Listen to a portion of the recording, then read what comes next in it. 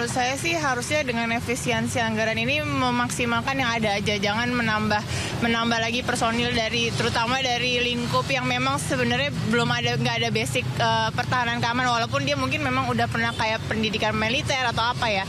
Kalau sah atau tidaknya kita lihat dari sisi aturan. Kalau saya lihat sih sah-sah saja, karena siapa saja bisa diangkat untuk jadi staf khusus kan ya, staf khusus Menhan. Tapi ya balik lagi, apakah itu cocok atau enggak dari sisi kinerjanya atau segala macam, dan itu penilaian subjektif dari pimpinannya. Saya rasa kalau untuk staf khusus itu dalam sisi anggaran kan udah ada pagunya. Boros atau enggaknya ya itu tergantung berapa nilai yang bakalan dikeluarkan ya. Kita kurang tahu lah untuk itu, tapi dalam aturannya kan sudah ada. Kita ikutin aja. Pemirsa, konten kreator yang juga dikenal sebagai pesulap, Deddy Corbuzier, dilantik sebagai staf khusus Menteri Pertahanan Republik Indonesia. Deddy bertugas sebagai staf sus bidang komunikasi sosial dan publik di Kementerian Pertahanan. Demi Allah, saya bersumpah bahwa saya untuk diangkat pada jabatan ini. Menteri Pertahanan Syafri Samsudin melantik pesulap sekaligus artis Deddy Corbuzier sebagai staf khusus Menhan bidang komunikasi sosial dan publik. Tak lupa Deddy Corbuzier mengucapkan terima kasih kepada Menteri Pertahanan atas pelantikan dirinya sebagai staf sus melalui story di akun Instagram pribadinya.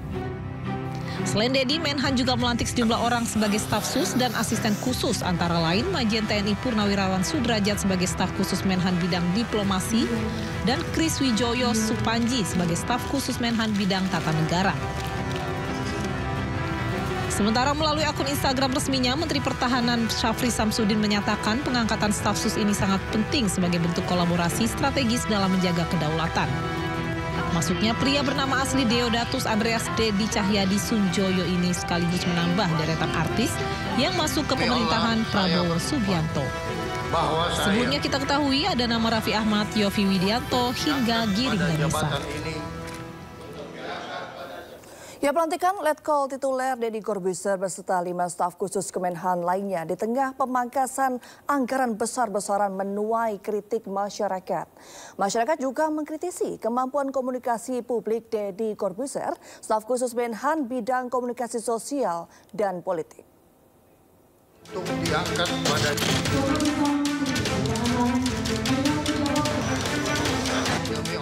Letkol tituler Deodatus Andreas Deddy Cahyadi Sunjoyo alias Deddy Corbuzier Selasa siang dilantik Menteri Pertahanan Syafri Samsudin menjadi staf khusus Menhan bidang komunikasi sosial dan politik.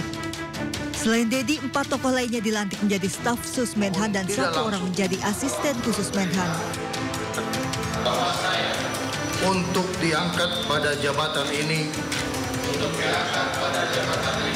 baik langsung maupun tidak langsung. Sayangnya pelantikan 5 staf khusus dan 1 asisten khusus Menhan banyak dikritik warganet karena dilakukan saat efisiensi anggaran di berbagai lembaga meski anggaran Kementerian Pertahanan tidak dipangkas.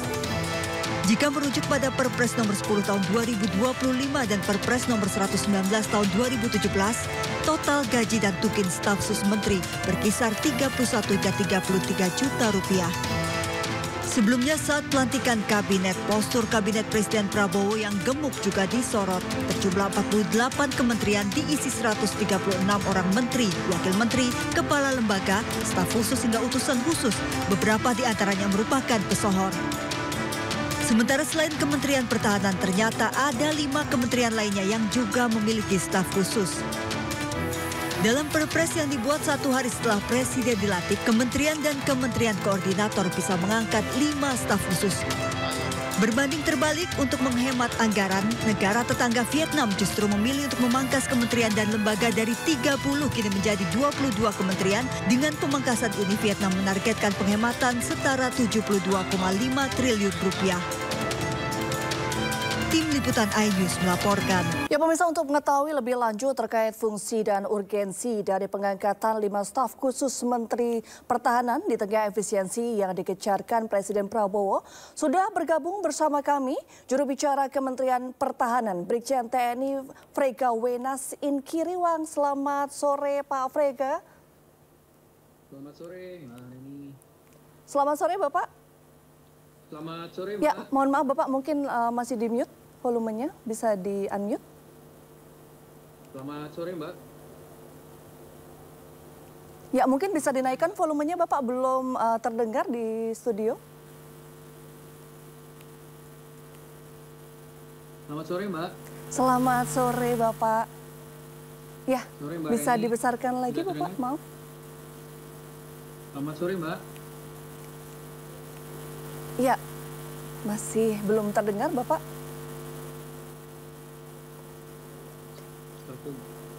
Selamat sore, Mbak. Ya, Selamat sore, Mbak Reni. ya, sudah lumayan, mungkin bisa dinaikkan sedikit, Bapak. Iya. Iya, bagaimana, Mbak, tadi?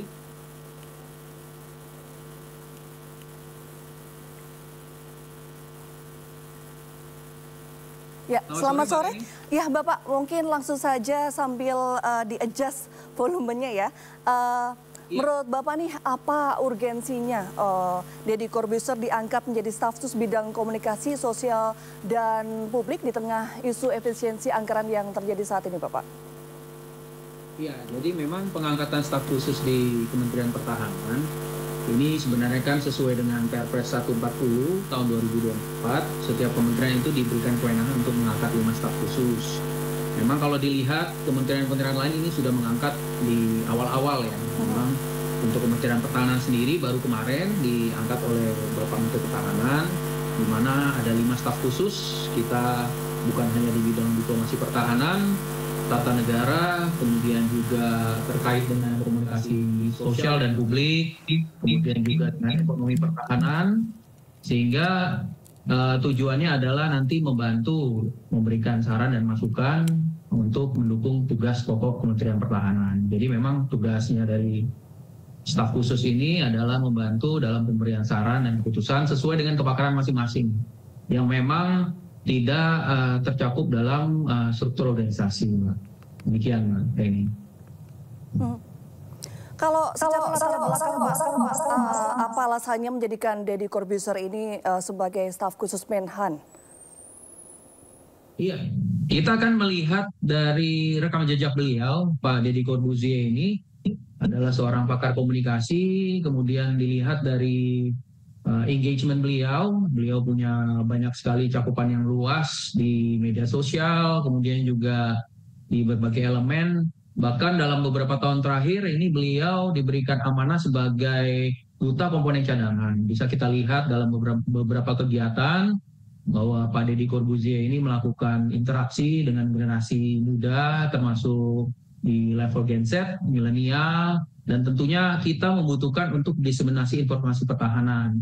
Bukan hanya yang secara formal yang dilakukan, tapi juga ada bentuk-bentuk kekinian di mana Pak Deddy Corbuzier ini dilihat memiliki kapasitas dan rekam jejak yang bisa membantu. Sehingga harapannya diseminasi informasi pertahanan bisa terdistribusi secara meluas, baik itu yang terkait dengan kebijakan-kebijakan Kementerian Pertahanan ataupun hal-hal lain di sektor pertahanan termasuk bela negara, komponen cadangan. Demikian, Mbak Reni. Apakah nanti Deddy Corbuzier ini akan mengemban tugas khusus gitu di Kementerian Pertahanan, Bapak? Ya, memang kalau dengan penugasannya sendiri, Pak Deddy Corbuzier ini kan diamanahkan sebagai staf khusus Menteri Pertahanan, bidang komunikasi sosial dan publik. Tentunya terkait dengan keseharian profesi beliau sebagai penggiat media sosial, kemudian sebagai public figure, dan juga sebagai pakar komunikasi. Ini tentunya melakukan penguatan, bisa memberikan masukan kepada Bapak Menteri Pertahanan sebagaimana staf khusus yang lain, bahwa dari Perpres tadi diatur tugas staf khusus adalah memberikan masukan dan saran sesuai dengan keahliannya, dan tentunya sama seperti staf khusus yang lain tentunya, apalagi dengan adanya kepakaran beliau di komunikasi, ini akan berkolaborasi untuk menggaungkan kebijakan-kebijakan yang ada di Kementerian Pertahanan. Karena seringkali ini publik tidak sepenuhnya teredukasi, karena ketika bicara pertahanan ini kan berkaitan dengan kedaulatan, keutuhan wilayah, dan keselamatan bangsa yang memang seringkali tidak terlihat, seperti yang disampaikan Bapak Menhan beberapa waktu lalu di DPR, bahwa ini adalah berbicara kedaulatan itu sebenarnya seperti intangible benefit. Nah, nantinya staf khusus komunikasi sosial dan publik, yaitu Bapak Deddy Corbuzier, akan memberikan kontribusi dalam penguatan, di situ memberikan masukan dan saran, dan tentunya dengan profesi yang selama ini dilakukan akan terus berjalan dengan muatan-muatan yang berbau pertahanan, khususnya yang terkait dengan bela negara, komponen cadangan, ataupun isu-isu pertahanan terkini. Demikian, Mbak Reni. Setelah ini, setelah menjadi status ini, apakah Deddy akan tetap menjadi influencer, akan masih diperbolehkan untuk menjadi host podcast begitu, atau ada larangan-larangan tertentu nih Pak? Ya, tentunya kan kita tahu ya bahwa jabatan staf khusus ini bukan jabatan struktural dan juga bukan jabatan karir. Sama seperti beberapa staf khusus di instansi lain. Kita tahu misalnya staf khusus di kepresidenan, Mas Raffi, yang tetap menjalankan profesinya sebagai artis, sebagai tokoh masyarakat, influencer, dan tentunya juga justru karena kepakaran Pak Deddy Corbuzier ini di bidang komunikasi sosial, justru engagement-nya itu yang nanti akan dikontribusikan untuk melakukan penguatan literasi tentang pertahanan negara. Demikian, Mbak Reni. Nah, bagaimana menanggapi kritikan netizen terkait Deddy? Yang saat ini kalau bicara netizen ini kan nggak bisa dibendung ya, apalagi dengan sekarang era keterbukaan. Tentunya Kementerian Pertahanan melihat penugasan Bapak Deddy Corbuzier ini bukan tanpa proses, karena untuk bisa ditugaskan sebagai staf khusus itu perlu mendapatkan persetujuan dari Bapak Presiden. Tentunya kemarin 5 staf khusus yang sudah ditunjuk dari Pak Sudrajat, kemudian Pak Lenis Kogoya, kemudian Pak Indra, Pak Tris, dan Pak Deddy Corbuzier sendiri. Ini melalui pengajuan, kemudian pengkajian yang dilaporkan ke Kementerian Setnek, kemudian dilaporkan kepada Presiden dan memberikan persetujuan. Sehingga ketika ditugaskan, ini tentunya dasarnya adalah Kepres, jadi bukan proses yang ditunjuk langsung oleh Menteri Pertahanan, tapi ada proses administrasi yang berlaku sama dengan kementerian-kementerian lainnya. Nah, kalau memang netizen berpendapat itu sebagai bentuk dari demokrasi, tapi pada prinsipnya Kemhan sudah melakukan secara normatif dan prosedural tentunya untuk penguatan di bidang pertahanan, sehingga nantinya informasi-informasi yang terkait dengan bidang pertahanan, kebijakan ini bisa terdiseminasi dengan baik di lintas generasi. Demikian, Mbak Reni. Baik Bapak, dan kita dengarkan dahulu tanggapan masyarakat Bapak tentang Deddy Corbuzier diangkat staf sus Menhan. Kalau menurut saya sih harusnya dengan efisiensi anggaran ini memaksimalkan yang ada aja, jangan menambah lagi personil terutama dari lingkup yang memang sebenarnya nggak ada basic pertahanan keamanan, walaupun dia mungkin memang udah pernah kayak pendidikan militer atau apa ya. Kalau sah atau tidaknya kita lihat dari sisi aturan. Kalau saya lihat sih sah-sah saja, karena kan siapa saja bisa diangkat untuk jadi staf khusus kan ya, staf khusus Menhan. Tapi ya balik lagi, apakah itu cocok atau enggak dari sisi kinerjanya atau segala macam, dan itu penilaian subjektif dari pimpinannya. Saya rasa kalau untuk staf khusus itu dalam sisi anggaran kan udah ada pagunya. Boros atau enggaknya ya itu tergantung berapa nilai yang bakalan dikeluarkan ya. Kita kurang tahu lah untuk itu, tapi dalam aturannya kan sudah ada. Kita ikutin aja. Nah, Bapak tadi kan masyarakat ada yang bilang kenapa seorang Deddy Corbuzier yang merupakan warga sipil dan bukan dari Kemenhan sendiri gitu Pak. Dari Kemenhan, kenapa harus seorang Deddy Corbuzier begitu?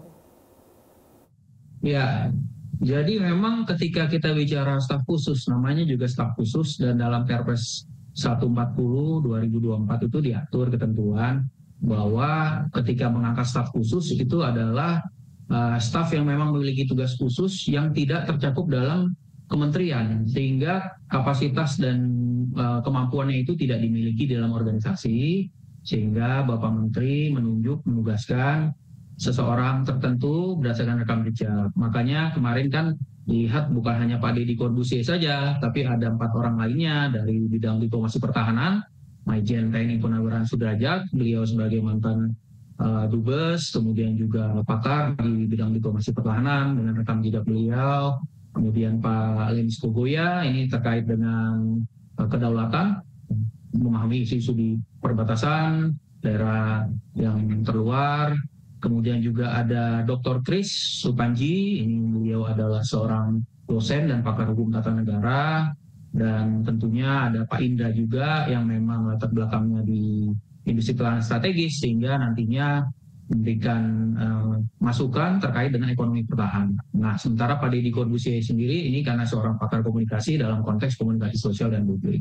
Jadi pada prinsipnya penugasan ini adalah berdasarkan rekam jejak untuk mengisi kebutuhan yang memang dibutuhkan oleh pimpinan di kementerian yang memang tidak tercakup dalam organisasi. Dan ini tadi saya sampaikan tadi, bukan hanya Kementerian Pertahanan saja yang mengangkat staf khusus, beberapa kementerian lain seperti di PU, kebudayaan, dan kementerian lain itu sudah mengangkat staf khusus hanya lebih awal. Nah, ini Kemhan baru kemarin memang ada proses di situ dan baru keluar Kepres, kemudian dikeluarkan Menhannya dan diangkat kemarin. Demikian, Mbak Reni.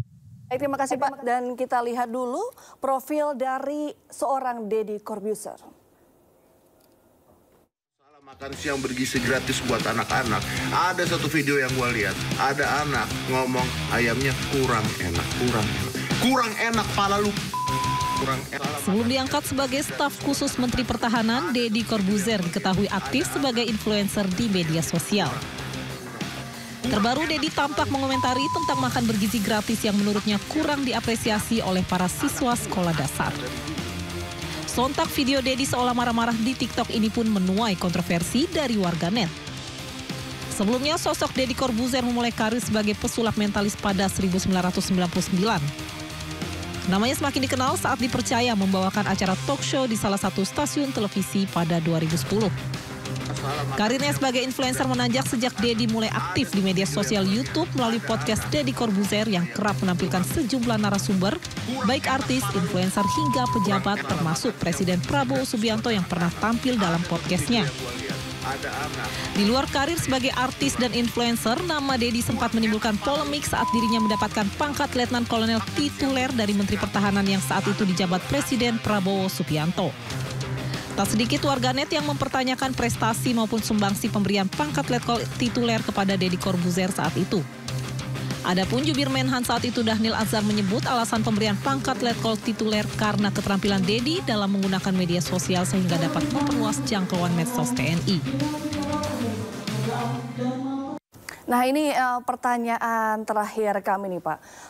Deddy Corbuzier ini nanti kalau misalnya Pak Menteri ada tugas kenegaraan ke luar negeri akan ikut juga atau hanya khusus untuk tugas-tugas di dalam negeri gitu Pak? Ya, sebagaimana tadi yang saya sampaikan, kalau ketika ditugaskan sebagai staf khusus, tugas utamanya adalah memberikan masukan, saran kepada Menteri terkait dengan kapasitas dan kompetensinya. Tentunya apabila nanti ada petunjuk dari Pak Menhan untuk mendampingi berdasarkan pertimbangan beliau, itu mungkin sifatnya situasional. Tapi secara prosedur dan aturan memang tugas dari staf khusus ini adalah memberikan masukan, saran, pertimbangan terkait dengan rekam jejak dan kompetensinya. Dalam hal ini sebagai staf khusus bidang komunikasi sosial dan politik, ini dari sisi komunikasi, melakukan diseminasi informasi, dan tentunya bila nanti memang kegiatan-kegiatan tertentu dibutuhkan, bukan tidak mungkin Pak Deddy Corbuzier nantinya mendampingi Pak Menhan. Tapi ini kembali lagi kepada keputusan Pak Menhan, melihat dengan kondisi di lapangan ataupun kebutuhan dalam pencapaian tugas. Karena staf khusus yang ada kan bukan hanya satu, ada 4 orang staf khusus lainnya, tentunya nanti sesuai dengan bidang keahlian pada event atau kegiatan tertentu. Ini bisa juga dilibatkan staf khusus yang lainnya atau Pak Deddy Corbuzier. Namun kembali lagi kepada Bapak Menteri Pertahanan. Demikian, Mbak Reni. Ya, baik. Terima kasih Brigjen TNI Frega Wenas Inki Riwang, juru bicara Kemenhan yang sudah bergabung bersama kami di Sondo sore. Selamat beraktivitas kembali dan selamat sore, Bapak. Ya pemirsa, apakah posisi staf sus Menhan yang diisi oleh Deddy Corbuzier sudah tepat? Dan apakah sesuai dengan latar belakang Deddy Corbuzier? Kita akan membahas lebih dalam dengan pengamat militer Hairul Fahmi. Selamat sore Bapak, apa kabar? Selamat sore Mbak Reni, alhamdulillah kabar baik. Ya, mohon maaf Bapak, audionya mungkin bisa dinaikkan volumenya. Oke. Sudah full? Ya, Bapak, dengan latar belakang Deddy Corbuzier yang merupakan seorang public figure, apakah tepat nih Pak menjabat posisi sebagai staf sus Menhan? Iya, saya mereview lagi ya yang disampaikan oleh tadi juga saya nyimak juga ya soal apa yang disampaikan oleh Kepala Biro Humas Kementerian Pertahanan Pak Frega. Jadi memang betul ya bahwa pengangkatan staf khusus menteri itu kan mengacu pada Perpres nomor 140 tahun 2024 ya terkait dengan staf khusus menteri. Nah di Perpres itu kan diatur bahwa setiap kementerian bisa mengangkat sampai 5 orang staf khusus. Tugasnya memberi saran pertimbangan pada menteri sesuai dengan penugasan yang diberikan gitu ya. Nah staf khusus ini tidak terikat pada bidang tugas tertentu dan struktur organisasi kementerian. Karena itu mereka punya fleksibilitas ya dalam konteks memberikan masukan kepada menteri terkait dengan berbagai isu yang relevan. Nah, penting juga dicatat bahwa pengangkatan Deddy Corbuzier kali ini ya berbeda dengan ketika diberikan pangkat tituler sebelumnya yang waktu itu ya mungkin lebih dilihat sebagai bentuk penghargaan, tidak langsung terkait dengan tugas-tugas operasional ya. Kalau penunjukan yang sekarang sebagai staf khusus ya saya kira ini lebih strategis ya karena berfokus pada peranan untuk meningkatkan komunikasi sosial dan publik di Kementerian Pertahanan ya. Artinya ini sejalan dengan kebutuhan kementerian untuk beradaptasi dengan perkembangan teknologi informasi dan komunikasi. Nah, apakah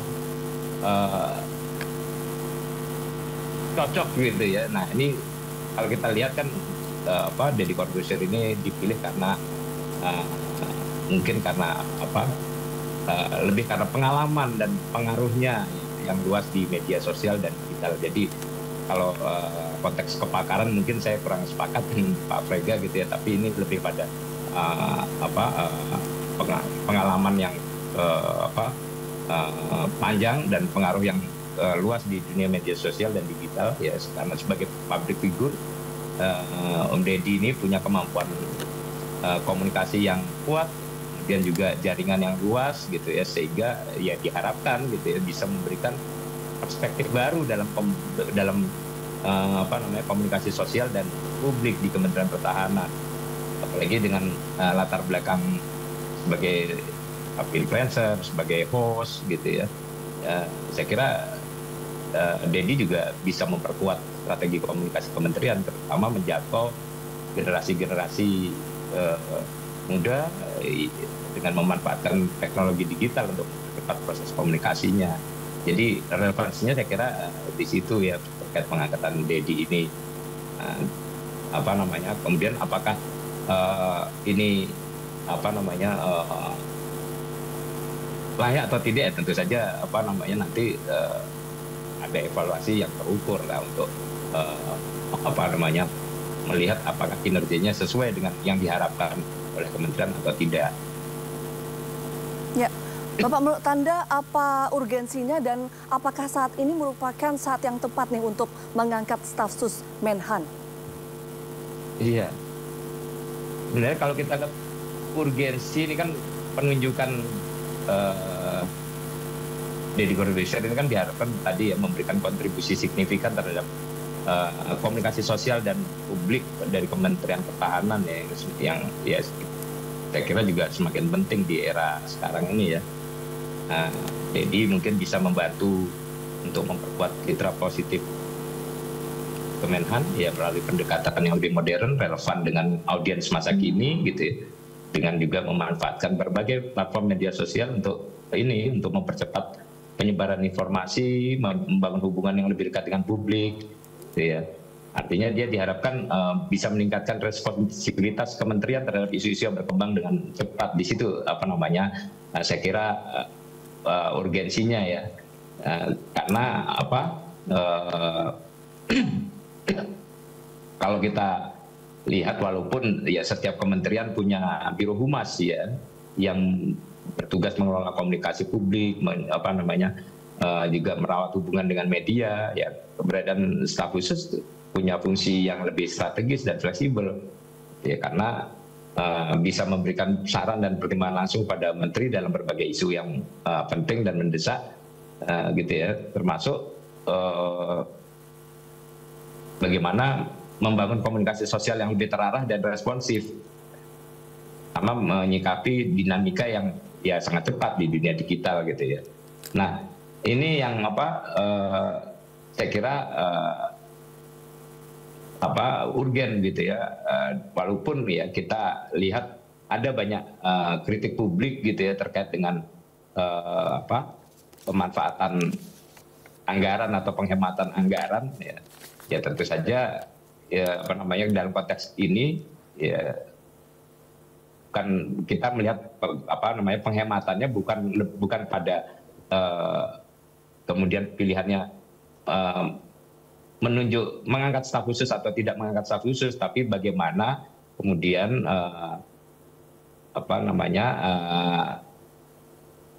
anggaran yang digunakan atau yang dikeluarkan oleh negara dalam konteks pengangkatan atau penugasan staf khusus ini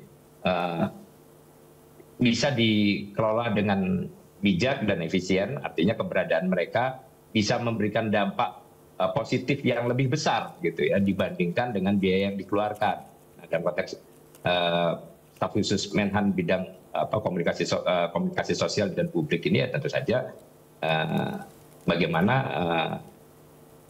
staf khusus ini bisa memperkuat strategi komunikasi dan hubungan masyarakat Kementerian Pertahanan, gitu ya. Jadi walaupun ada kritik, ya saya kira ini ya sesuai kebutuhan kementerian untuk beradaptasi dengan perubahan zaman, gitu. Ya Bapak, karena sekarang kan Deddy Corbuzier ini sudah diangkat menjadi staf khusus Menhan nih Pak. Kalau menurut Bapak secara pribadi, apa tugas khusus yang cocok diberikan khusus untuk Deddy sebagai staf khusus Menhan? Iya, kalau tugas yang cocok ini kan tentunya terkait dengan tantangan yang mungkin tidak bisa dijangkau oleh sumber daya internal di Kementerian Pertahanan. Nah, tantangan terbesar dalam mengelola komunikasi sosial dan publik di Kementerian Pertahanan ini terkait dengan upaya menjaga keseimbangan antara transparansi, ketepatan informasi, kemudian sensitivitas terhadap isu-isu yang bisa mempengaruhi stabilitas negara, gitu ya. Kalau kita lihat peran Kementerian Pertahanan dalam menjaga pertahanan negara, ya itu sangat penting ya untuk mengelola pesan-pesan publik secara berhati-hati supaya tidak menimbulkan kekhawatiran atau spekulasi yang tidak perlu dengan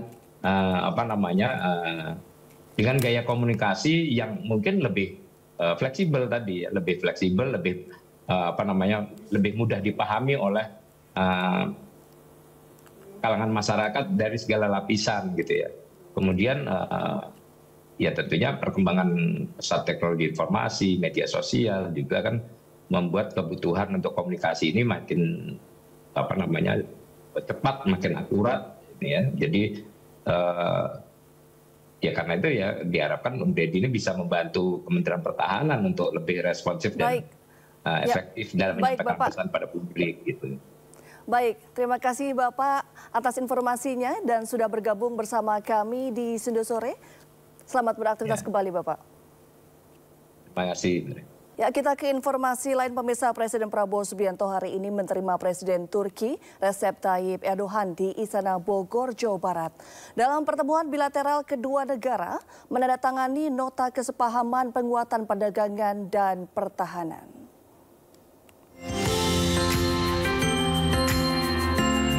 Setelah menempuh 30 menit perjalanan dari Jakarta, iring-iringan kendaraan yang ditumpangi Presiden Turki akhirnya tiba di Bogor sekitar pukul 11.25 waktu Indonesia Barat dan disambut sekitar 2.500 siswa-siswi sekolah serta pasukan berkuda di depan gerbang utama pintu masuk Istana Bogor. Presiden Turki disambut dengan upacara kenegaraan. Hormat, senjata!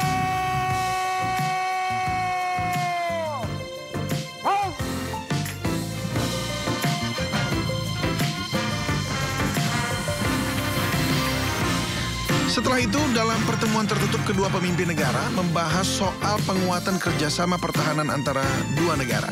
Sebelumnya saat berkunjung ke Turki, Prabowo sebut Erdogan telah mempertemukannya dengan para pemimpin industri pertahanan Turki untuk joint production bersama alutsista. Indonesia-Turki juga memperkuat kerjasama perdagangan yang tertuang dalam perjanjian Comprehensive Economic Partnership Agreement atau CEPA.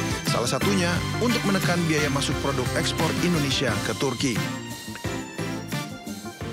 Saudara-saudara sekalian yang mulia, kita ingin perdagangan di antara Turki dan Indonesia lebih meningkat, dan saya yakin bahwa akan meningkat dalam waktu dekat. Dan kita akan terus berupaya supaya perdagangan antara Turki dan Indonesia lebih berimbang, saling menguntungkan dan saling memperkuat. Indonesia dan Turki belum memiliki perjanjian perdagangan. Karena itu, marilah kita segera selesaikan perjanjian perdagangan kita, CEPA, untuk memperkuat ekonomi kita masing-masing. Saya juga memohon supaya perdagangan kita masing-masing bisa saling menguntungkan. Saat ini biaya masuk bagi barang-barang kita masih cukup tinggi, tapi saya percaya nanti di antara Menteri Perdagangan hal-hal ini bisa kita selesaikan. Hubungan diplomatik antara Indonesia dan Turki telah terjalin sejak tahun 1950. Sepanjang perjalanannya, kedua negara telah menjalin kerjasama di berbagai bidang, termasuk ekonomi, pertahanan, dan sosial budaya. Pers bersama selesai. Tim Liputan iNews melaporkan. Selanjutnya kami mengundang Presiden Republik Indonesia dan Presiden Republik Turki. Ya pemirsa, sebentar lagi Presiden Turki Recep Tayyip Erdogan akan meninggalkan Indonesia. Nah, saya ajak Anda untuk mengetahui informasi terkini terkait keberangkatannya. Dan kita sudah terhubung dengan rekan Nata Arman di Bandara Halim Perdana Kusuma, Jakarta Timur. Nata, jam berapa rencananya Presiden Turki akan meninggalkan Indonesia dan apa saja nih persiapannya di sana? Baik, selamat sore Reni dan juga pemirsa, terkait dengan untuk pada pukul berapa Presiden Turki akan bertolak kembali ke negaranya. Sampai saat ini kami masih menunggu konfirmasi dari pihak istana. Namun yang jelas untuk Presiden Turki Recep Tayyip Erdogan sampai saat ini masih melakukan perjalanan dari Bogor menuju ke Hotel Ritz-Carlton, informasi yang kami baru peroleh. Kemudian nantinya setelah dari hotel akan bertolak menuju ke Halim Perdana Kusuma untuk diberangkatkan kembali ke negaranya. Dan dapat disaksikan juga pemirsa bahwa di belakang saya sudah terlihat jelas pesawat jenis Boeing 747-400 yang akan digunakan atau mengangkut Presiden Recep Tayyip Erdogan. Ini sudah dilakukan persiapan secara matang, dilakukan pemeriksaan, kemudian juga sudah dipanaskan mesinnya. Dan juga ketika nanti dalam perjalanan juga di sekitar kawasan Halim Perdana Kusuma, tadi kami sempat memantau sudah banyak sekali masyarakat yang antusias menyambut dari Presiden Turki Recep Tayyip Erdogan yang akan kembali pulang ke Turki dengan anak-anak sekolah menggunakan pakaian sekolah dari SD, SMP, SMA, kemudian membawa sejumlah bendera Indonesia dan juga Turki, sudah bersiap berbaris di sekitaran jalan. Dan ini pun menjadi suatu momentum yang berharga karena penyambutan dari pimpinan negara Turki tersebut. Adapun untuk pertemuan tadi yang dilaksanakan pada hari ini tanggal 12 Februari 2024 sendiri, tentunya tadi Presiden Turki bertolak ke Istana Bogor Presiden ini sekitar pukul 11 siang, kemudian tiba di sana sekitar pukul 11.30 Indonesia Barat dan langsung disambut secara hangat oleh antusias masyarakat dan juga warga-warga sekitar. Kemudian juga selain itu disambut juga oleh pasukan berkuda dan juga ada meriam-meriam sebagai salah satu sambutan kepada Presiden Turki. Adapun untuk pertemuan negara membahas pelaksanaan perdana High Level Strategic Cooperation Council atau HLSCC antara Indonesia dan Turki. Kemudian HLSCC adalah forum bilateral reguler tertinggi yang dipimpin secara langsung oleh kepala negara. Kemudian sehingga semua isu strategis dapat dibahas secara komprehensif. Adapun selain itu tadi pertemuan bilateral ini juga Indonesia dan Turki membahas seputar soal isu kawasan dan isu global, terutama soal isu Suriah dan juga Palestina. Dan dalam pertemuan ini juga Indonesia dan Turki sudah melakukan tanda tangan terhadap 12 perjanjian terkait dengan energi, kemudian kesehatan, pertanian, kemudian industri pertahanan, komunikasi, dan juga pendidikan. Kemudian diskusi juga soal pertahanan yang telah dijalin kerjasama sebelumnya, ini akan dikembangkan kembali di masa yang akan mendatang untuk memperkuat antara kedua negara, antara Indonesia dan juga negara Turki.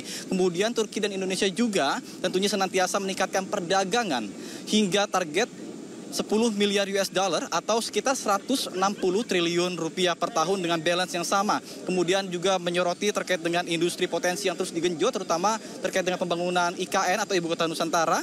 Dan Erdogan juga menyoroti terkait dengan potensi pariwisata antara kedua belah negara, terutama Indonesia ini banyak sekali yang menjadi lokasi tujuan berwisata ke mancanegara adalah dari Indonesia ke Turki. Sementara untuk dari Turki sendiri sampai saat ini masih mengupayakan untuk pertukaran, jadi sehingga antara Indonesia dan juga Turki ini menjadi balance untuk sektor pariwisata. Sementara saya kembalikan pada Anda di studio.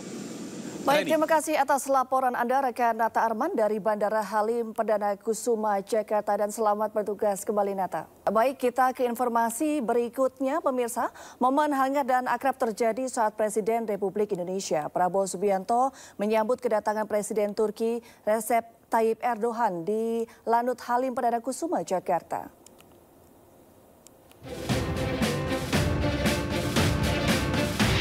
Hujan turun cukup deras saat Presiden Turki Recep Tayyip Erdogan tiba di pangkalan TNI Angkatan Udara Halim Perdana Kusuma, Jakarta Timur, Selasa malam. Erdogan tiba bersama istrinya, Emin Erdogan. Presiden Prabowo Subianto menyambut langsung kedatangan Presiden Erdogan. Ditemani Sekretaris Kabinet Teddy Indrawijaya, Prabowo menanti Erdogan turun dari tangga pesawat. Kemudian Erdogan dan Prabowo berjalan bersama dalam naungan payung yang digenggam Erdogan. Kehangatan kedua pemimpin negara ini pun menyeruak di tengah cuaca dingin dan rinai hujan. Prabowo dan Erdogan lantas menaiki mobil yang sama menuju sebuah hotel di Kuningan, Jakarta. Prabowo mengantarkan Erdogan hingga hotel tempat Erdogan menginap. Selanjutnya, kedua kepala negara melakukan pertemuan Dewan Kerjasama Strategis tingkat tinggi di Istana Bogor, Jawa Barat. Ini juga ingin selalu memberikan yang terbaik dan kesan yang positif yang mendalam selama tamu negara berkunjung ke Indonesia. Untuk itulah kami diperintahkan agar menyiapkan itu dengan sebaik-baiknya, memberikan itu dengan yang terbaik, dengan sesuatu yang mencerminkan Indonesia besar. Indonesia punya budaya yang sangat tinggi. Indonesia punya kerama tamahan. Indonesia punya kearifan lokal. Di sini kita ingin menyampaikan pesan kepada dunia bahwa Indonesia adalah negara yang ramah.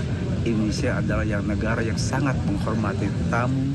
Kemudian juga kita memiliki keragaman aneka budaya yang memang sangat mengagungkan tamu tersebut. Sehingga kita juga ingin memberikan kesan dan pesan bahwa tamu ketika datang ke Indonesia merasa sangat berkesan. Karena kita ingin memberikan yang terbaik dan mungkin tidak terlupakan untuk beliau ketika berkunjung ke Indonesia. Ya, pertemuan bilateral resmi Presiden Republik Indonesia Prabowo Subianto dan Presiden Turki Recep Tayyip Erdogan digelar di Istana Bogor, Jawa Barat, Rabu siang. Dalam pertemuan bilateral tersebut ada sejumlah agenda penting yang dibahas, di antaranya pelaksanaan perdana High Level Strategic Cooperation Council antara Indonesia Turki, yakni mekanisme kerjasama bilateral tertinggi yang langsung dipimpin kepala negara. Ya, pemirsa, hubungan bilateral Indonesia dengan Turki terus berkembang. Kedua pemimpin negara pernah bertemu beberapa kali sejak era Presiden Joko Widodo. Hubungan diplomatik antara Indonesia dan Turki terus berkembang, termasuk melalui kunjungan kenegaraan para pemimpin kedua negara. Presiden Joko Widodo pernah berkunjung ke Turki pada 2017 dan disambut dengan upacara kenegaraan yang melibatkan pasukan berseragam Ottoman, simbol sejarah Turki yang kaya. Sebaliknya, Erdogan terakhir kali mengunjungi Jakarta pada 2015. Pada Agustus 2019, Erdogan memastikan akan memenuhi undangan Presiden Jokowi untuk berkunjung ke Indonesia pada awal 2020.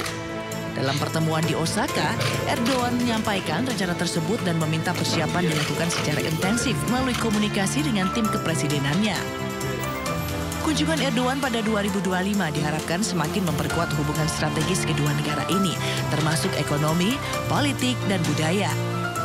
Melalui kunjungan ini, Indonesia dan Turki akan terus membangun hubungan bilateral yang saling menguntungkan dan berkontribusi terhadap stabilitas regional maupun global.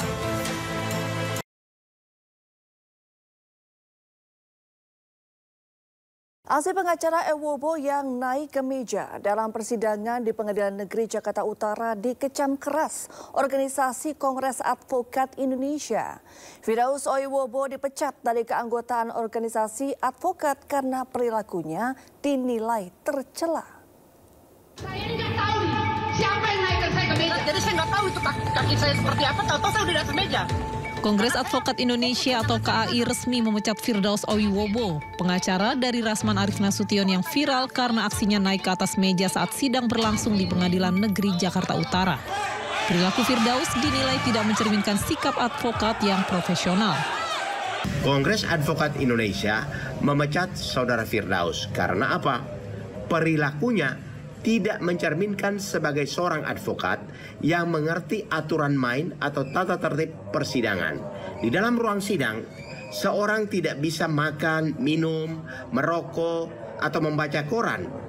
Ya, bahkan setiap orang akan mengambil gambar harus memberitahu lebih dahulu kepada majelis karena itu bisa mengganggu jalannya persidangan. Kalau Firdaus itu naik ke atas meja dan mengatakan sekarang bahwa saya tidak tahu siapa yang naikin kaki saya, itu artinya apakah dia pengacara atau tidak? Sebelumnya viral di media sosial aksi Firdaus Ewobo yang naik ke atas meja saat persidangan Rasman Arif Nasution melawan Hotman Paris Hutapea. Menanggapi kecaman atas aksinya, Firdaus berdalih tidak sadar mengapa dirinya bisa naik ke atas meja. Terkait kegaduhan ini, Pengadilan Negeri Jakarta Utara telah melaporkan Rasman CS ke Bareskrim Mabes Polri. Ya, usai viral karena naik ke meja saat sidang di PN Jakarta Utara, Firdaus Ewobo menyayangkan langkah pemecatan dirinya oleh Kongres Advokat Indonesia. Menurutnya alasan pemecatan dirinya tidak berdasar.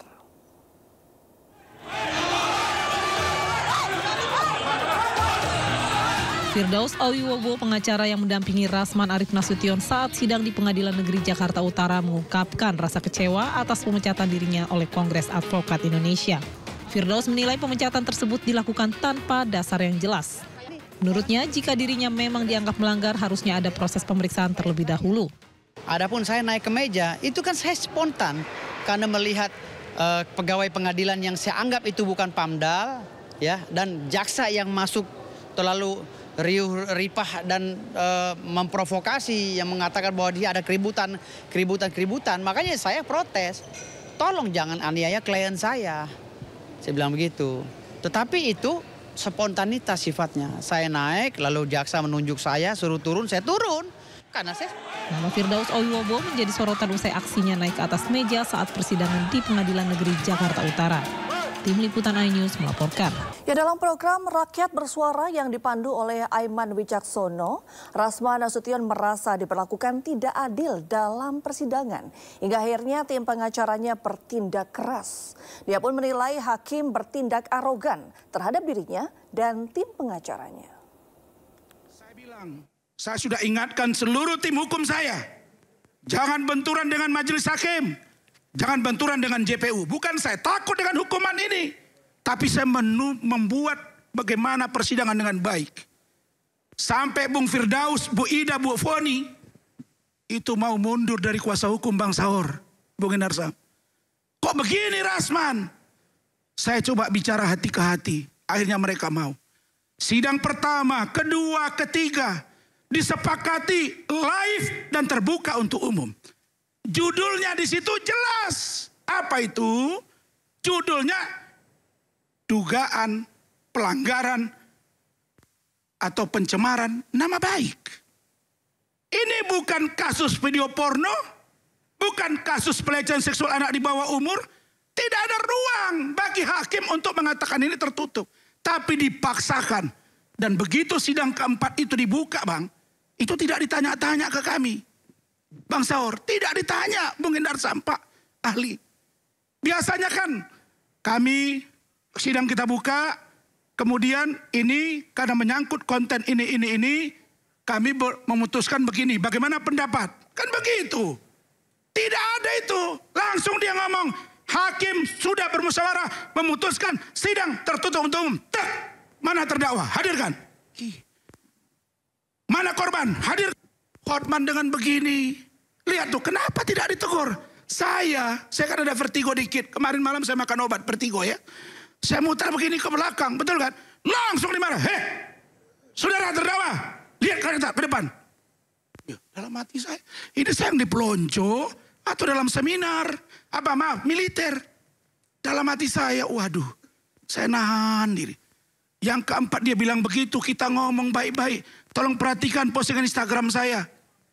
Yang mulia, ini adalah chattingan-chattingan pembicaraan. Dan Hotman juga sudah berbicara di media banyak. Kenapa harus tertutup? Tidak, ini harus tertutup. Kami yang putuskan. Saya berdiri. Yang mulia, tolong ya Hakim Agung. Bapak Sunarso Ketua Mahkamah Agung, saya baca buku. Saya baca di satu media Kompas, satu halaman tentang riwayat hidup Bapak. Saya fotokopi, saya kirim dan saya serahkan kepada majelis jaksa dan seluruh tim hukum saya. Untuk perbaikan hukum. Tapi saya nyembah begini tidak dihargai. Saya bilang, kalau begitu yang mulia, tidak usah sidangkan saya, vonis saja. Langsung dia skor. Oh, Anda berkatakan itu? Iya, semua benar tuh. Karena Anda merasa waktu itu Anda tidak percaya. Sudah gak perlu lagi. Saya berdiri, kita bertahan ya, tidak ribut. Tertib di kursi, dia pergi. Dan ini prosesnya kan masih jalan. Sidangnya sudah selesai. Sudah diskor. Dia sudah meninggalkan kursi. Anggota majelis sudah meninggalkan kursi. Bukan, sidang ini kan masih belum vonis kan? Masuk awal. Tapi Anda mengatakan seperti ini, Anda nggak takut sama sekali. Ya. Karena hakim bisa memutuskan apapun. Saya berpikir, kalau hakim sudah barbar, tidak usah lagi di sidang-sidang hukum. Ya, sebelumnya pemirsa, Mahkamah Agung mengecam kericuhan yang terjadi saat sidang kasus dugaan pencemaran nama baik antara Rasman Arief Nasution dan Hotman Paris. MA bahkan menyebut peristiwa tersebut merendahkan marwah pengadilan.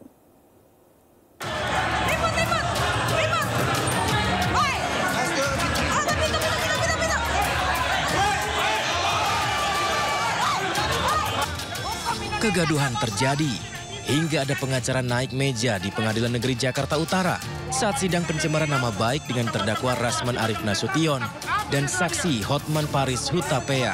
Peristiwa ini akhirnya sampai di Mahkamah Agung. Mahkamah Agung menegaskan oknum pengacara pembuat kegaduhan di persidangan harus ditindak tegas karena dinilai merendahkan marwah pengadilan atau contempt of court.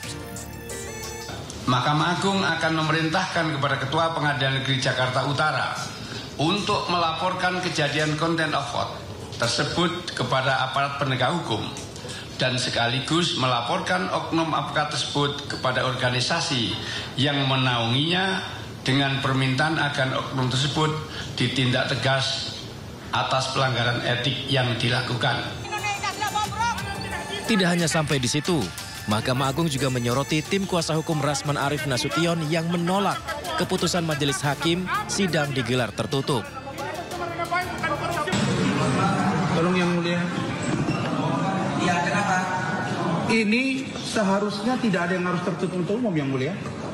Karena chattingan ini sudah beredar di mana-mana dan saudara Hotman ini sudah bicara di mana-mana dan kasus Vina Eki juga ada kaitannya dengan pelecehan seksual bahkan dibunuh. Tolong yang adil yang mulia. Kami minta supaya media meliput secara live yang mulia. Mahkamah Agung kembali menegaskan bahwa keputusan sidang terbuka atau tertutup itu otoritas hakim yang dijamin penuh undang-undang. Mahkamah Agung meminta Pengadilan Negeri Jakarta Utara melaporkan peristiwa ini. Tim Liputan iNews melaporkan. Ya, kita ke informasi berikutnya pemirsa. Sidang pra-peradilan lanjutan yang diajukan Sekjen PDIP Hasto Kristianto kembali dilanjutkan. Pada sidang hari ini pihak KPK dan pihak Hasto telah menyerahkan kesimpulan masing-masing dan sidang putusan akan dilaksanakan pada Kamis 13 Februari 2025. Hasto Kristianto terbuka untuk umum. Sidang pra-peradilan lanjutan yang diajukan Sekjen PDIP Hasto Kristianto kembali dilanjutkan. Dalam sidang hari ini, kedua pihak yakni KPK dan Hasto sudah menyerahkan kesimpulannya masing-masing. Kuasa hukum Hasto Roni Talapesi menyebutkan bahwa Hasto dan tim kuasa hukum yakin pra-peradilan ini akan dikabulkan karena fakta dan bukti yang ada tidak mencukupi. Berjalan lancar dipimpin oleh Yang Mulia dalam perdebatan hukum. Dalam hal ini semua proses persidangan sudah berjalan dan lancar dan besok akan ada putusan. Tentunya kami dengan dalil yang kami sudah sampaikan melalui agenda permohonan, kemudian pembuktian lewat saksi fakta dan ahli yang kami sampaikan, kami meyakini bahwa pra-peradilan ini akan dikabulkan tanpa mendahului dari Yang Mulia Hakim yang memimpin persidangan ini. Ya, sementara Sekjen PDI Perjuangan Hasto Kristianto menyatakan dirinya siap menghadapi apapun putusan hakim atas gugatan pra-peradilan yang diajukannya. Namun ia mengingatkan hakim mendengarkan kata hati dalam membuat keputusan. Tugas menjadi seorang hakim tidaklah mudah, karena harus memiliki pemahaman mendalam pada nilai keadilan.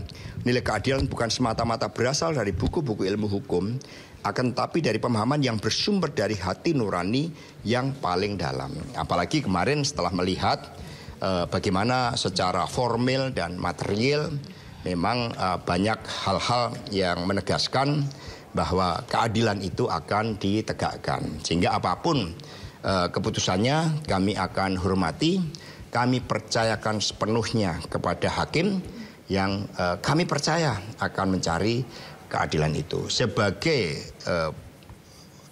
warga PDI Perjuangan, tentu kami siap menerima segala konsekuensi. Tetapi sikap politik saya adalah berjuang bagi tegaknya demokrasi, menjalankan konstitusi, dan juga memerangi berbagai hal yang tidak benar terkait dengan penyalahgunaan hukum. Dari fakta-fakta yang ditampilkan kan banyak kejadian-kejadian, sehingga ada ahli yang kemudian menyimpulkan bahwa saya ini ditetapkan sebagai tersangka terlebih dahulu dan kemudian baru proses yang lain dilakukan. Banyak juga ada saksi intimidasi. Tetapi sekali lagi semuanya kami serahkan kepada keputusan hakim. Apapun keputusannya kami akan. Ya, sebelumnya pemirsa, sidang gugatan pra-peradilan Sekjen PDI Perjuangan Hasto Kristianto berlangsung panas. Adu mulut terjadi antara tim Biro Hukum KPK dan tim kuasa hukum Hasto hingga mengundang teguran Hakim Tunggal Jumianto. Sebentar. Tolong. Sebentar, Pak. Suasana memanas ketika tim Biro Hukum KPK berdebat dengan tim kuasa hukum Hasto Kristianto dalam sidang gugatan pra-peradilan di Pengadilan Negeri Jakarta Selatan. Suara meninggi mengakibatkan Hakim Tunggal Jumianto terpaksa menengahi, bahkan menegur kedua belah pihak. Hakim meminta kedua tim kuasa hukum untuk berbicara sopan dan tidak berteriak. Sebenarnya simpel saja kok, Pak. Saudara kan ingin memperlihatkan aslinya di persidangan, kan begitu. Nah, karena ada pihak pemohon, dilihat pemohon ya tidak apa-apa. Kan yang saudara ingin meyakinkan, ini Pak ada aslinya Pak. Iya, kan begitu. Jadi kalau dilihat dari lawan ya nggak apa-apa kan gitu. Keributan ini berawal saat hakim meminta tim Biro Hukum KPK mengajukan bukti tambahan. Namun tim KPK ternyata hanya mengajukan perbaikan atas daftar barang bukti yang telah disampaikan dalam sidang sebelumnya. Tim kuasa hukum Hasto segera maju ke hadapan meja hakim untuk melihat dokumen tersebut. Namun ditolak tim Biro Hukum KPK. Sidang gugatan pra-peradilan atas penetapan tersangka terhadap Sekjen PDI Perjuangan Hasto Kristianto pada hari Selasa menghadirkan 4 ahli pidana dari KPK.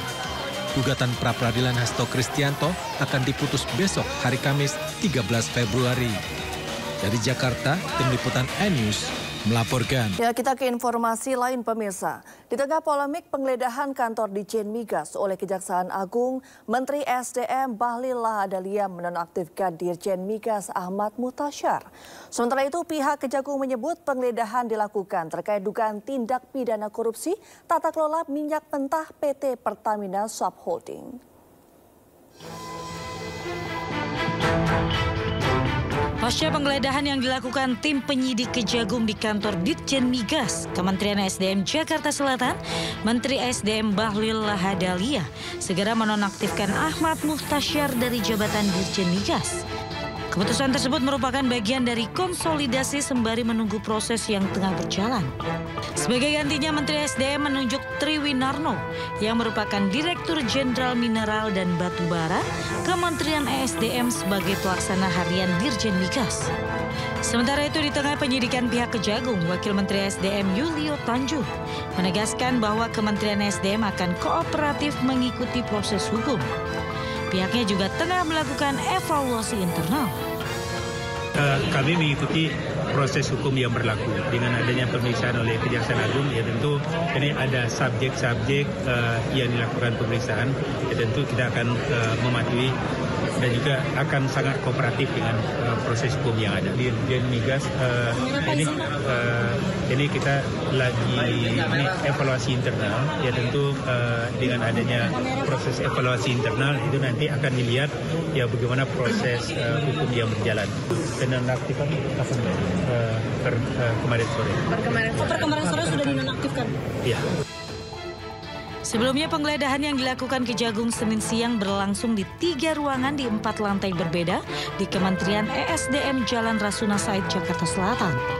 Penggeledahan berlangsung lebih dari 5 jam sejak pukul 12 siang yang menyasar ruang Direktur Pembinaan Usaha Hulu, ruang Direktur Pembinaan Usaha Hilir, serta ruangan Sekretaris Direktorat Jenderal Migas. Penggeledahan ini dilakukan terkait dugaan tindak pidana korupsi tata kelola minyak mentah dan produksi kilang, PT Pertamina Subholding dan kontraktor-kontrak kerjasama tahun 2018 hingga 2023. Dari hasil penggeledahan, penyidik menemukan sejumlah barang bukti, dokumen, dan elektronik.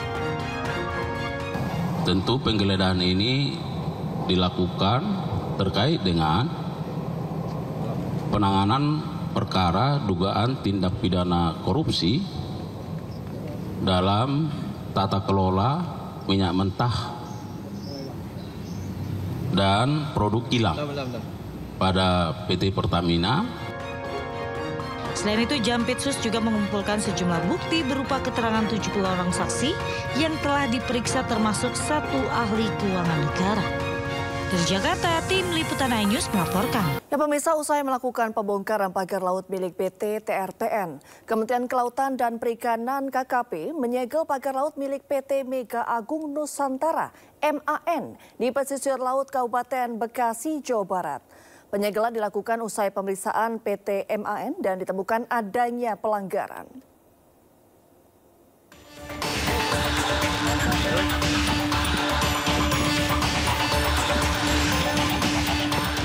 Kementerian Kelautan Perikanan KKP menyegel pagar laut milik PT Mega Agung Nusantara MAN yang berdiri di sebelah pagar laut milik PT Tunas Ruang Pelabuhan Nusantara TRPN di pesisir laut Kabupaten Bekasi, Jawa Barat, Selasa sore. Penyegelan oleh pihak KKP itu setelah melakukan pemeriksaan kepada pihak PT MAN. Pagar laut yang disegel KKP berada di sebelah pagar laut milik PT TRPN yang hanya berjarak 100 meter.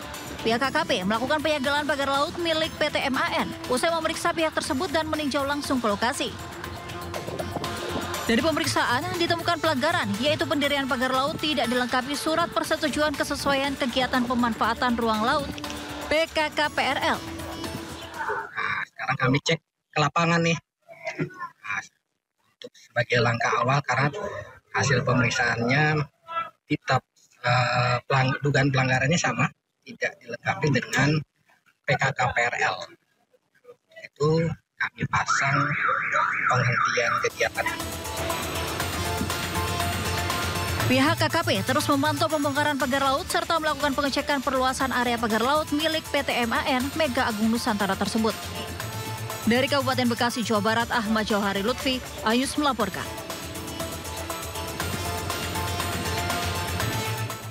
Ya, sementara itu pemirsa, kasus pagar laut ilegal di Tangerang masih dalam proses penyidikan. Bareskrim Polri pun telah memeriksa 44 saksi, termasuk Kepala Desa Kohot Arsin yang kini masih dicari keberadaannya.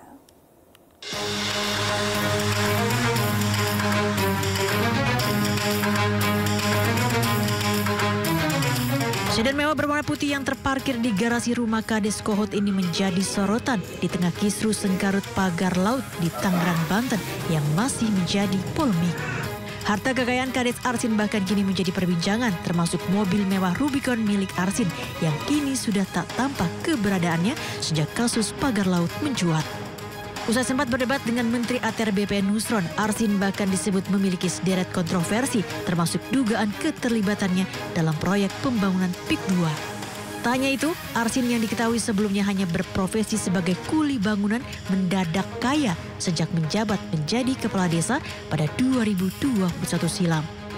Selain memeriksa istri dan saudara kandung Arsin, Arsin menjadi salah satu dari 44 saksi yang juga turut diperiksa penyidik Bareskrim Polri. Arsin diperiksa terkait dugaan pemalsuan sertifikat hak guna bangunan dan sertifikat hak milik pagar laut ilegal di Tangerang. Sudah melakukan pemeriksaan terhadap 44 saksi. Tentu ini dari ada masyarakat, ada perangkat desa, ada kepala desa, kemudian ada juga dari pemerintah daerah setempat, termasuk dari kementerian. Pasca penggeledahan di rumahnya terkait kasus pagar laut, warga Kohot kini membentuk gerakan tangkap Kades Arsin yang diduga kini menghilang. Tim Liputan iNews melaporkan. Ya, pemirsa, terkait kisruh pagar laut di Tangerang, Menteri ATR Kepala BPN Nusron Wahid menyatakan telah melakukan investigasi internal. Selain membatalkan hak atas tanah di wilayah Laut Tangerang, Nusron juga mencabut lisensi kantor jasa survei serta memecat 6 pegawai dan sanksi berat pada 2 pegawai. Langkah-langkahnya kita sudah melakukan proses pembatalan hak atas tanah. Sekarang juga kita batalkan sebanyak 50 bidang yang semua nanti dalam perjalanannya semua yang ada di luar garis pantai yang di laut semua dibatalkan. Kemudian kita sudah melakukan penegakan disiplin melalui rekomendasi pencabutan lisensi KJSP, RMLP yang melakukan pemupukan. Kemudian yang nomor 2 adalah kita telah bersanksi berat berupa pembebasan dan penghentian dari jabatan 6 pegawai dan sanksi berat kepada 2 pegawai. Sudah kita lakukan dan posisinya saat ini baik di Tipiter maupun di Tipidum. Ya, terima kasih Anda masih bersama kami di Sido Sore, pemirsa. Menteri Kesehatan Budi Gunadi Sadikin menilai pembayaran asuransi kesehatan di Indonesia yang masih terbilang kecil dan menjadi salah satu alasan bagi pemerintah merevisi tarif.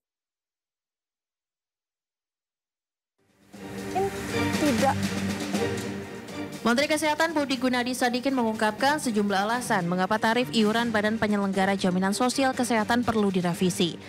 Salah satunya karena pembayaran asuransi kesehatan di Indonesia masih terbilang kecil. Menurut Budi, baru 32% belanja kesehatan setiap tahunnya dikeluarkan lewat asuransi. Padahal seharusnya belanja kesehatan bisa terus dipacu naik agar iuran BPJS Kesehatan lebih bisa disesuaikan. Selain itu, belanja kesehatan yang besar berpotensi tidak terkontrol sehingga dalam waktu 10 tahun mendatang bisa menimbulkan permasalahan anggaran. Budi menilai jika tidak dipersiapkan dengan hati-hati maka belanja kesehatan bisa membebani negara. 10 tahun ke depan, Menteri Kesehatan, Menteri Keuangan akan problem. Karena ini akan menjadi isu politik yang sangat tinggi. Karena kesehatan dan kematian itu kan tinggi prioritasnya di masyarakat. Karena masyarakat nggak mau meninggal gitu kan. Lebih baik miskin daripada meninggal. Jadi politiknya akan tinggi, butuh belanjanya kalau nggak hati-hati kayak Amerika. 79 tahun dia butuh $11.000. Padahal kalau di Kuba 79 tahun hanya butuh $1.900. Karena nggak terkontrol biayanya. Karena itu tadi, terlalu dominannya sisi supply side-nya. ya di halaman selanjutnya. Sehingga untuk itu kita mau merevisi tarifnya supaya ini balance. Ini harus balancing. Jadi yang dokter rumah sakitnya happy, tapi masyarakat juga happy yang diwakili oleh BPJS untuk menekan balik. Kedepan Kementerian Kesehatan ingin mengubah pengelompokan tarif BPJS Kesehatan yang semula berbasis Indonesia Case Based Group menjadi Indonesia Diagnosis Relate Group. Budi menilai sistem Indonesia Case Based Group ternyata banyak yang belum cocok untuk situasi di Indonesia. Selain itu, paket-paket pembiayaan jaminan kesehatan banyak yang tidak sesuai.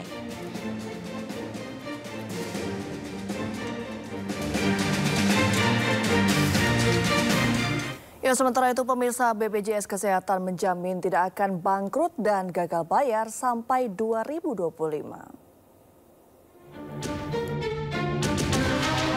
Dalam rapat kerja dengan Komisi 9 DPR RI, Direktur Utama BPJS Kesehatan Ali Gufron Mukti menjamin BPJS Kesehatan tidak akan bangkrut dan gagal bayar sampai 2025. Menurut Gufron, saat ini BPJS Kesehatan memiliki aset neto sebesar 49,5 triliun rupiah yang cukup untuk membayar klaim hingga 3,7 bulan ke depan.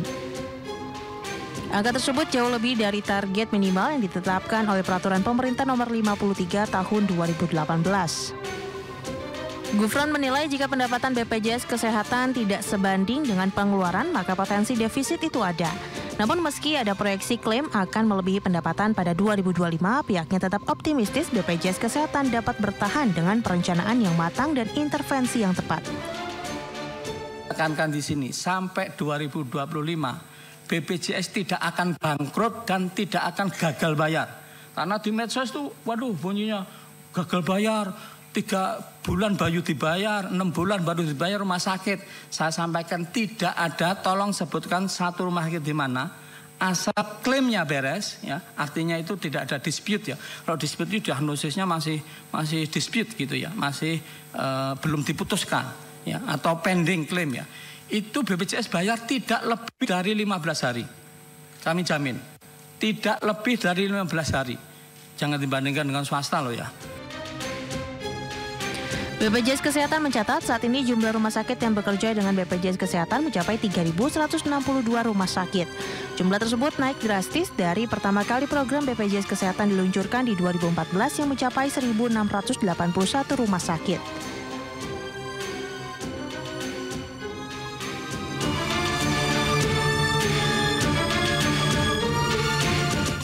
Ya, pemirsa, pemerintah masih terus menggodok rencana kenaikan tarif iuran jaminan kesehatan nasional atau JKN yang diselenggarakan oleh BPJS Kesehatan. Dalam rapat kerja dengan Komisi 9 DPR RI, Ketua Dewan Jaminan Sosial Nasional Nunung Nuryartono mengungkapkan kenaikan iuran program JKN sedang dipersiapkan oleh tim penetapan manfaat, tarif, dan iuran jaminan kesehatan. Nantinya Dewan Jaminan Sosial Nasional akan bersurat kepada Presiden Prabowo Subianto terkait usulan penyesuaian iuran JKN.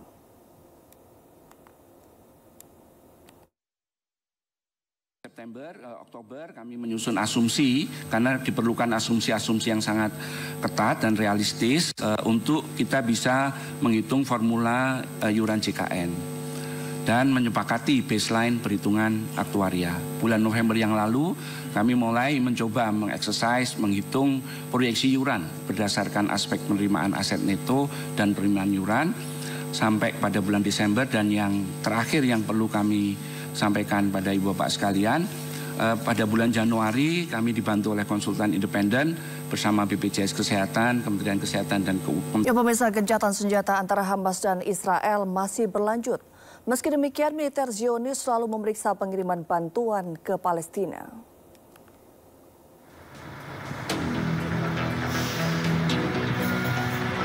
Berbagai bantuan dari beberapa negara, di antaranya Indonesia, terus dikirim ke Palestina. Meski gencatan senjata antara Hamas dan militer Israel berlanjut, bukan berarti bantuan yang dikirim ke Palestina dapat mudah dilakukan.